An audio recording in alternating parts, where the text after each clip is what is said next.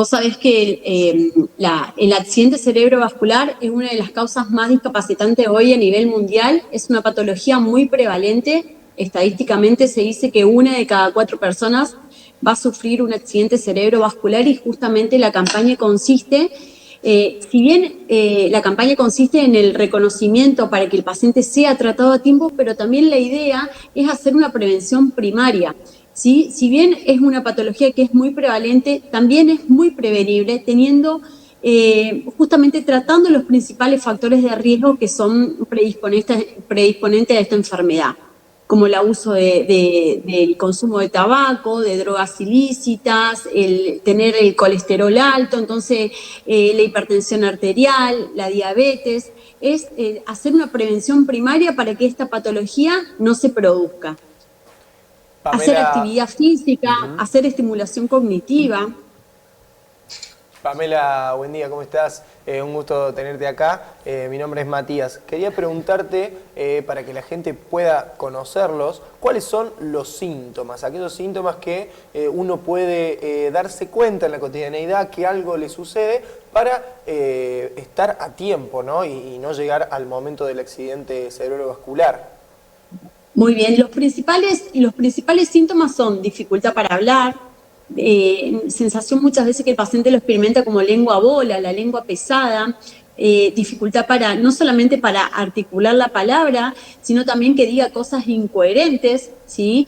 Asimetría facial, debilidad en un brazo, en una pierna o todo en hemicuerpo, síndrome vertiginoso, inestabilidad postural, trastorno sensitivo, falta de coordinación, son los principales síntomas. Y un dolor de cabeza, que eso es más para el ACV, que es hemorrágico, un dolor de cabeza de inicio súbito en estallido que el paciente nunca lo experimentó antes. Tenemos 2 tipos de ACV. El ACV isquémico, que es el más frecuente, entre el 80 y 90% de los casos, que es cuando esto se produce porque se obstruye una arteria por un coágulo, ¿sí? Entonces esa área del cerebro no se irriga y las neuronas se mueren, generando justamente un trastorno, un foco neurológico, un síntoma neurológico. Y el ACV hemorrágico es cuando se rompe la arteria, ya sea por un aneurisma o por hipertensión mal controlada, que son los principales factores de riesgo. Y es en el 10% de los casos. Es importante, y un poco la campaña consiste en que el paciente reconozca rápidamente los síntomas, porque cada segundo que pasa, cada minuto cuenta para nosotros. Se mueren millones de neuronas, estamos hablando de 20 millones de neuronas.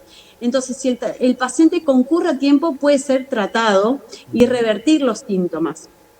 Esta es una patología que no solamente afecta al paciente, afecta a la familia, afecta a la sociedad. Es así. Doctora, usted hablaba del ACV, de que existen dos clases de ACV. Sí. ¿Esta clasificación se da también, tiene que ver con el rango etario de las personas o es de acuerdo al nivel de profundidad que tome el ACV esta afección? No, tiene que ver más que nada no solamente con el rango etario, sino también tiene que ver con los factores de riesgo que se producen. No todas las personas tienen aneurismas, por ejemplo, que es una de las causas más frecuentes de los ACV hemorrágicos, pero la mayoría de las personas, y más que nada los pacientes mayores de 60, 70 años, son hipertensos, son diabéticos, tienen algún tipo de trastorno cardiovascular, como arritmias, que son los principales factores de riesgo, pero hoy el estrés también juega un papel fundamental y cada vez se da más en pacientes jóvenes. Estamos hablando de pacientes de 40, 45 años que son hipertensos y que no saben que son hipertensos, porque no nos estamos midiendo permanentemente la tensión. Entonces es importante que, que se realicen sus controles, sus chequeos anuales con un médico clínico, un cardiólogo, ¿sí? A temprana edad. El cerebro es uno de nuestros principales órganos blancos y hay que, justamente, entre los 30 y 40 años hay que empezar a trabajarlo y a estimularlo y haciendo los controles, ¿no? Para prevenir futuras enfermedades, no solamente el ACV, estamos hablando del Alzheimer, Claro. que es una de las demencias más frecuentes. Si nosotros estamos ante un caso sospechoso de ACV o ya estamos con un paciente de con ACV, ¿cómo debemos acompañar a esta persona? Primero y principal, el tiempo vuela, entonces hay que rápidamente concurrir a un centro de salud, ¿sí?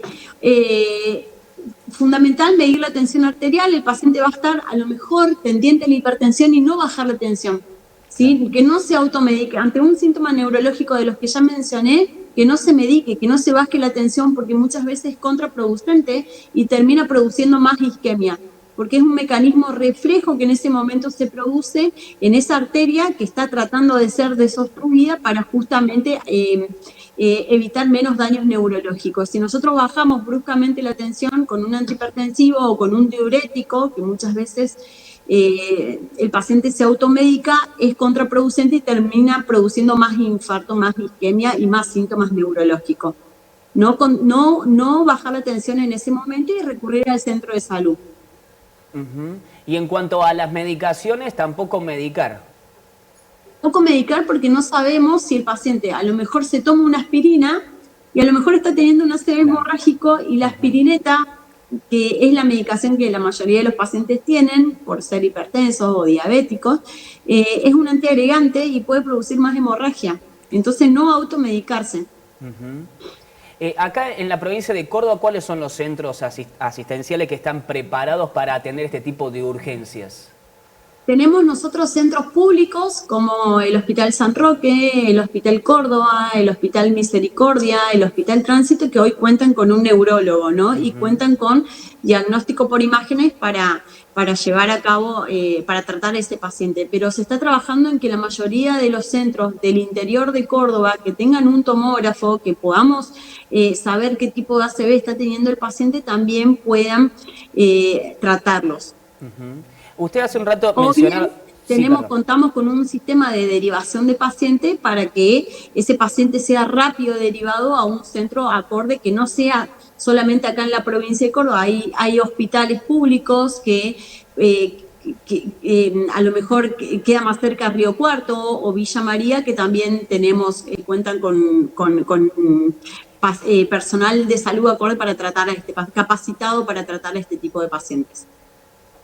Doctora, quería preguntarte cómo es el tipo de rehabilitación cuando ya uno sufrió el ACV. El paciente, tenemos nosotros lo que es siempre dentro de los primeros 3 meses es fundamental hacer una rehabilitación intensiva del paciente, ¿sí? La mayoría de los pacientes que están internados en el hospital por esta patología tienen una rehabilitación no solamente con fisioterapia para lo que es el trastorno motor, sino también fonoaudiológico, porque una de las alteraciones que puede llegar a presentar según el grado de ACV que tiene el paciente son trastornos deglutorios, ¿sí? Entonces es importante realizar una rehabilitación fonoaudiológica para evitar las complicaciones más frecuentes, que son las neumonías por broncoaspiración, que después termina siendo contraproducente e impactando en la salud neurológica de nuestro paciente.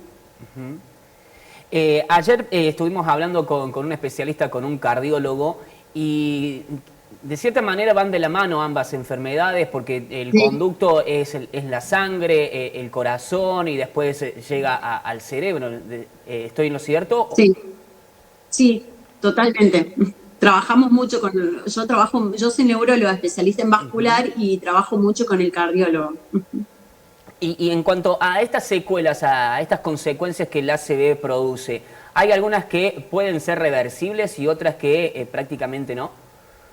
Sí, y por eso justamente es importante el tiempo desde el inicio de los síntomas, porque los síntomas neurológicos, si tenemos un ACV, que siempre y cuando sea isquémico, se pueden revertir siempre y cuando el paciente acuda a tiempo, que son dentro de las primeras 4 horas y media.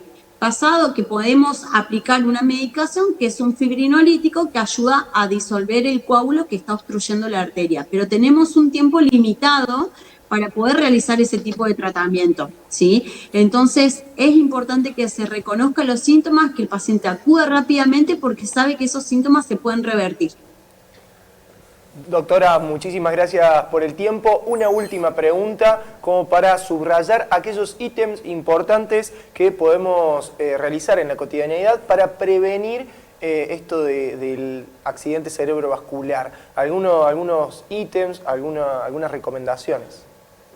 Fundamentalmente, un buen descanso nocturno, ¿sí? Que duerme el paciente entre 6 a 7 horas diarias, una alimentación saludable, no es no consumo de glucosa, de azúcar o no consumo de sal, sino bajo consumo, hacer actividad física de manera periódica o 2, 3 veces por semana, mejor si es todos los días, no solamente implica ir a un gimnasio, sino también salir a caminar, que no solamente disminuye el riesgo cerebrovascular o cardiovascular, sino también mejora el estrés, mejora la ansiedad, también hacer estimulación cognitiva, hacer sus controles periódicos con el médico clínico o con el cardiólogo, ¿sí? Es disminuir el consumo de drogas o de tabacos. No tenemos otros ítems mucho más importantes que eso. Con esos tan fáciles como esos podemos reducir y prevenir el riesgo de esta enfermedad.